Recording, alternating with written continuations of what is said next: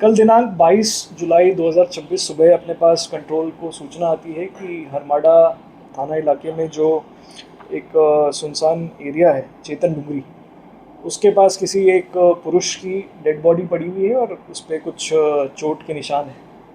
जो dead body की सूचना थी और चूँकि चोट के निशान थे तो इसकी गंभीरता बढ़ गई थी। इस गंभीरता को देखते हुए वहाँ पर जो SHO हैं उनको रवाना किया जाता है और उसके बाद जो बाकी की टीम है वो भी वहाँ पर पहुँचती है।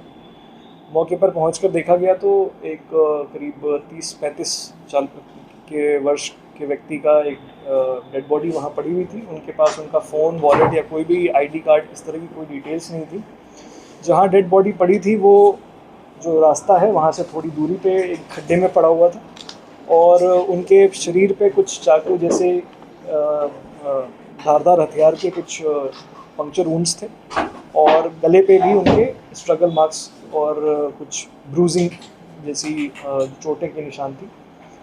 घटना गंभीर थी। इसको देखते हुए FSL को बुलाया गया, डॉग स्क्वाड को बुलाया गया और जब वहाँ हम पहुँचे तो हमने पाया कि जो आरोपी हैं उन्होंने जानबूझकर के इनके जो आइडेंटिफायर्स होते हैं, जैसे हम फ़ोन से या इनके वॉलेट, ID कार्ड, इन सब चीज़ों को उन लोगों ने हटाया।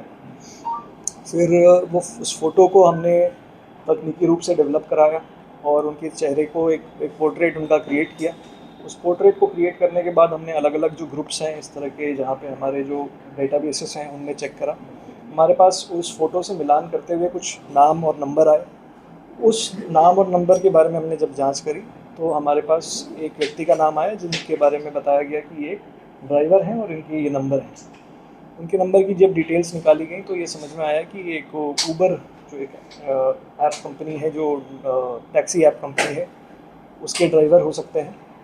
उसके तत्पश्चात वहाँ से हमें एक उनके गाड़ी का नंबर भी प्राप्त हुआ। गाड़ी का नंबर प्राप्त होने के बाद हमने जब उसके बारे में डिटेल्स प्राप्त करी तो हमारे को पता चला कि किसी टोल से इनकी गाड़ी गुजरी है और उस टोल से फिर हमने जब जानकारी इकट्ठा करी तो वहाँ से हमें कुछ डिटेल्स प्राप्त हुए जो हमें संदिग्ध लगे। साथ के साथ ऊबर से जब हमने बात करी तो वहाँ से भी हमें कुछ डिटेल्स प्राप्त हुए। ऊबर ने भी इसमें पूरे मामले में तत्परता दिखाई। अपने ड्राइवर के जो उनकी साथ जो संगीन घटना हुई थी उसके को लेके वो भी काफ़ी सेंसिटिव थे और उन्होंने भी काफ़ी इसमें हमारी मदद की। और इन सारी डिटेल्स को जब हमने इस्तेमाल करके